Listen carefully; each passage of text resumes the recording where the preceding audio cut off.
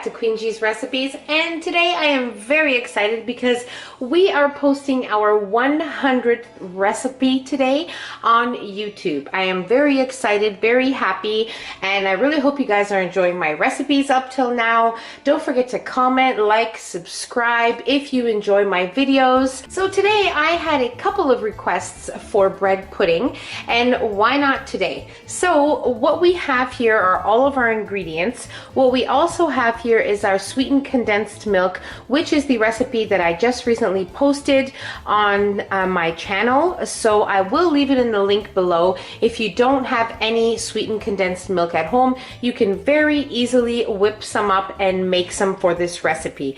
But if you do not have time or you cannot make the recipe, you can substitute that for 2 cups of sugar in this recipe.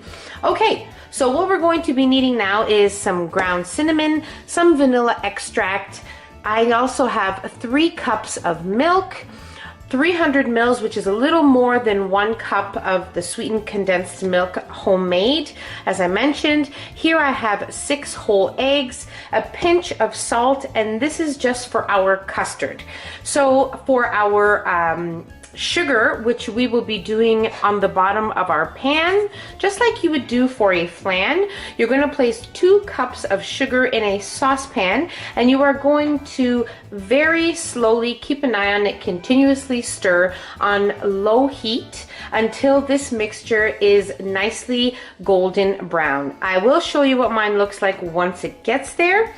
And what you'll also be needing is a 9 by 13 inch pan. Now you can also use the Pyrex dish pans. You can use whatever you want.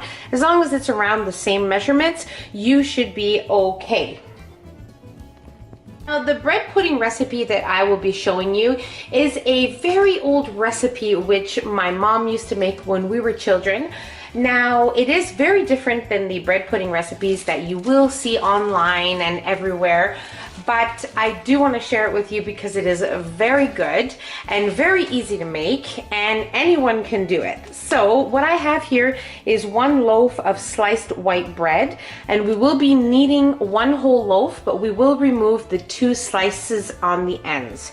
Now what we will be doing with our loaf is we will be toasting every single slice, and as we toast it, we will be buttering each and every one on both sides. So it seems like it's very complicated, it's a long process. It's not. It's very easy. So I am going to start toasting and assembling as soon as I am finished my caramelized sugar. So now I'm going to put my stovetop on low heat and we will go from there. Now, with a wooden spoon, I am going to keep an eye on it. You don't have to continuously stir. Just make sure that it doesn't become from golden caramelized syrup to a burnt mess, because it has happened to me in the past, and I'm sure it's happened to everyone who's tried making this, especially on your first time. So just keep an eye on it. Keep it on low. You can try low medium, and just make sure that you don't get distracted. So it will start to boil. It will start to turn color. And that's actually exactly what you want. It may take a few minutes, maybe up to 10 minutes or so, but it is well worth it.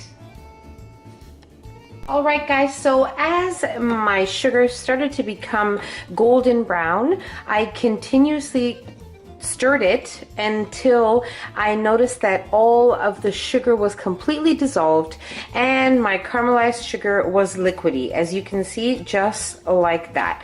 This is the consistency you're looking for, and you do want to make sure that the sugar melts completely and you have a nice golden syrup. So now you can turn off your stove top, and I kept mine on low the whole time. And now we're done. So we're going to place this into our pan. You do want to make sure that your oven is preheated to 350 degrees Fahrenheit. Okay guys, so you're just going to pour it all over your pan. Just like that. Now just a little tip so you can get all of the excess burnt sugar from your saucepan, what I do is once I'm done with it and I have completely removed everything from my saucepan, I place it in very hot water in my sink and leave it there for about half an hour or so, and then you can wash it with some soap and you're good. So now be very careful because caramelized sugar can easily burn you and the pan will be hot. It will be very hot, so when you're trying to spread it around your pan, please use some gloves or a very thick tea towel to hold your pan as you spread your sugar. Okay. So we are good here, and we are actually, my pan is getting very hot as we speak. So now I'm just gonna leave this alone, and we are going to work on toasting our white toast. All right guys, so I have started toasting my toast in my toaster. So this is how I like to toast them. This is as golden as I like to get, but you can make them as golden as you like, make it your way. So what I'm gonna do now is I'm just gonna butter each one. Okay, now if you wanna use, I'm using margarine, but you can use softened butter as well. Doesn't make a difference. So I'm buttering both sides. Okay, and I'm just gonna set that aside. So continue on.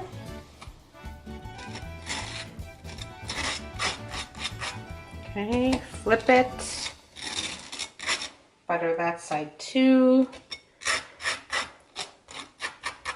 Okay, next, so you get the drill. I'm gonna continue buttering my toast, and then I will show you how I like to assemble it.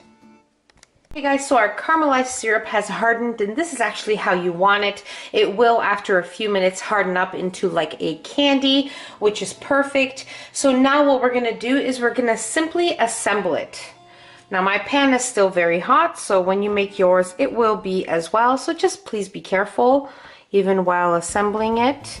So what I'm doing is I'm simply just putting them side by side, and then we do the same thing on the bottom. I'm going to continue buttering the rest, and I'm going to continue layering them.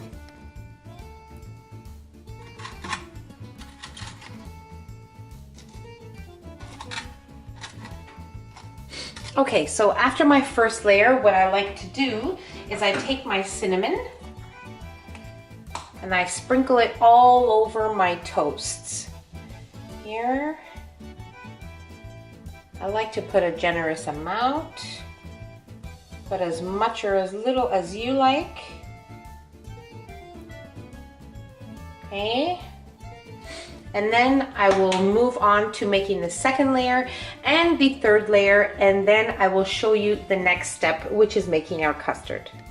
Alright guys, so I have completed toasting all of my toast and buttering them all, layered each layer with cinnamon once I was completely done that layer, and now we are ready to make our custard. Now just one thing, you know that with one loaf of bread, you will have one left where you will either have to use one of the ends of the toast that you were using, or if you have another loaf of toast and you want to use a regular square that's not from one of the ends, you can just use that. So what I just did for my last square, I was short one because you will be with, if you're using a loaf of white bread, you will be short one. So what I did is I just took one of the ends and I buttered it. So sometimes I do add one of the ends. Sometimes if I have an extra loaf on hand, I just take out one of the toast and toast it. So you do whatever you want, but I'm just telling you what I did with mine.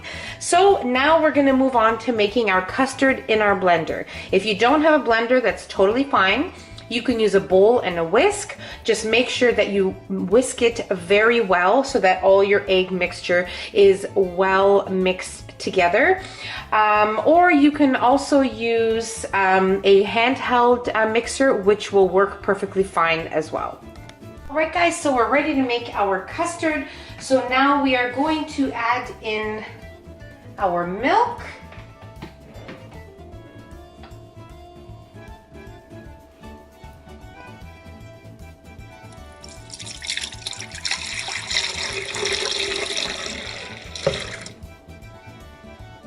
Okay, our eggs. All right.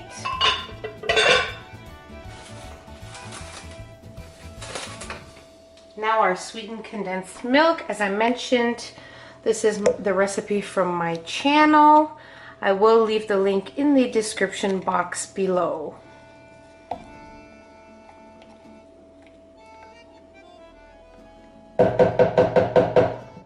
Okay, oops. Now we're gonna add about 2 to 3 teaspoons of vanilla extract. Okay, a pinch of salt.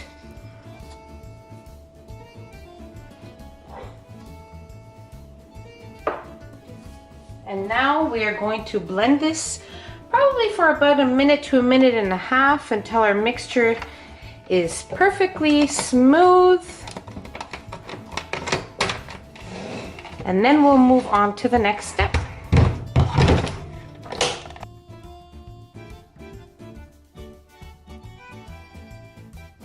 Right guys, so our mixture is well blended together and we have formed our custard now, and now we are ready to place it and pour it actually on top of our bread.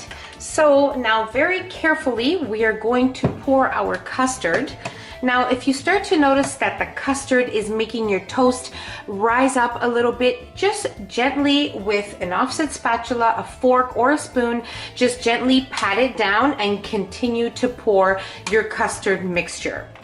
You will hear your caramelized, oops, sorry about that. You will hear your caramelized sugar start to crack. That is very normal, so don't feel like you're doing anything wrong. It's perfectly fine.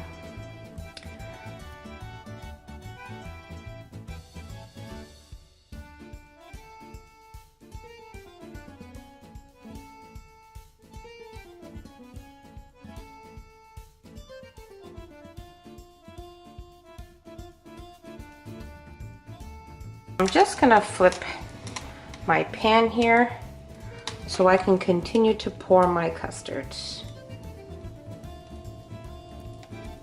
Make sure all of your bread gets coated with the custard, and it'll start to soak up the custard, so don't worry.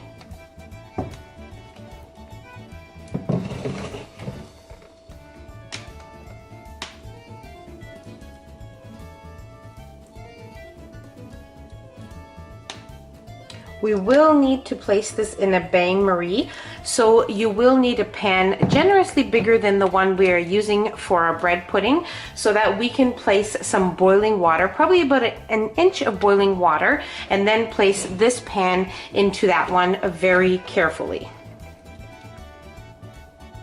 And then we are going to cover our bread pudding before placing it into the oven, because we do want that very soft bread pudding texture. So don't forget to cover it with some aluminum foil.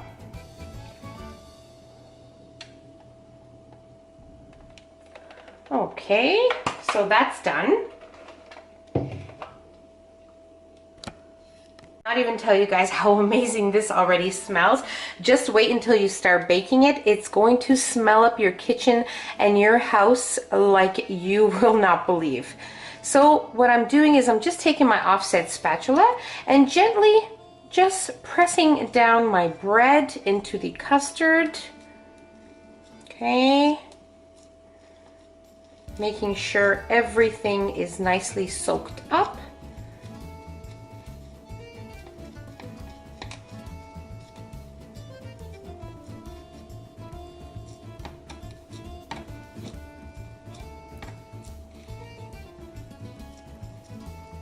Okay.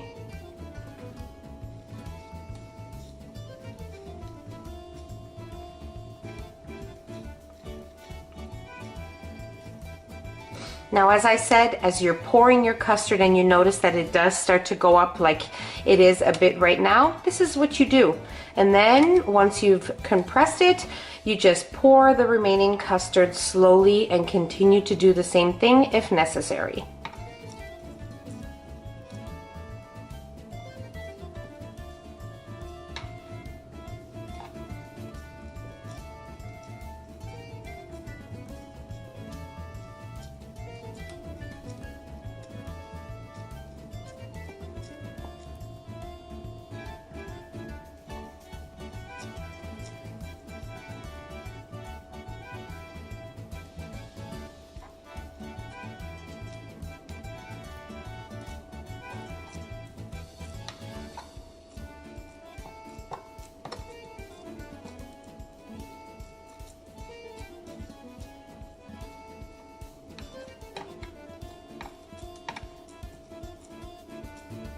All right, guys, so I'm just gonna clean the edges of my pan, and then I'm going to get my larger pan so we can prepare our bain-marie. And before that, I will cover my pan with aluminum foil.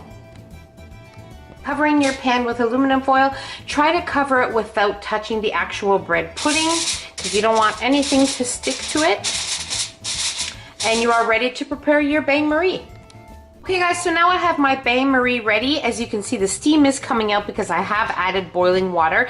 I do suggest you do use a bain-marie pan that is a few inches bigger than the pan that you have your bread pudding in, because it will be really difficult to remove it in the end and you might burn yourself. So I have used this pan many times before for this purpose, and I am very careful when I remove it, but I do not suggest you make it this way. I suggest you have a bigger pan, as I said. So now I have already placed about an inch from the bottom, about an inch of boiling water full, and now we are ready to place it into our oven at 350 degrees Fahrenheit. It will be baking in there for about an hour to an hour and 15 minutes. I'll let you know how long mine was in there for and what it looks like once it's complete. Alright guys, so my bread pudding was in the oven for exactly 1 hour. As you can see, it's perfectly cooked.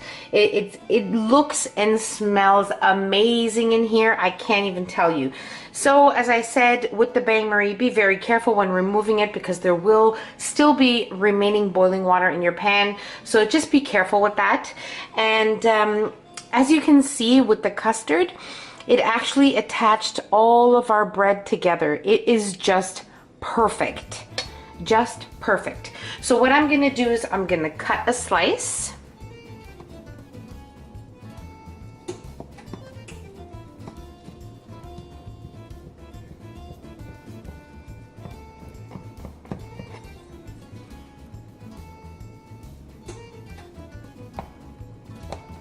I'm going to get my spatula and I'll be right back.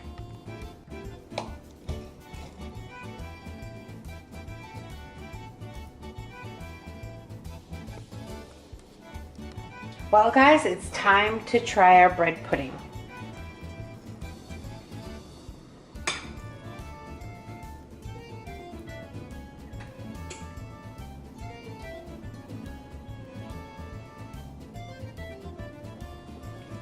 Wow guys, it is amazing. It tastes so good. You have to try it yourself. Now, as always guys, when you are uncertain if one of your baked goods are fully cooked through, take a toothpick or a piece of spaghetti, insert it in the middle. If it comes out clean, you know it is completely baked. So guys, this is it. Really simple, really easy to make. Now, I really hope you guys enjoyed this video. Don't forget to subscribe if you haven't already so you can see my future videos. And don't forget to hit that notification bell so you will be notified every time I post a video. And that's it. Take care. Thanks for watching. See you on my next video. Bye.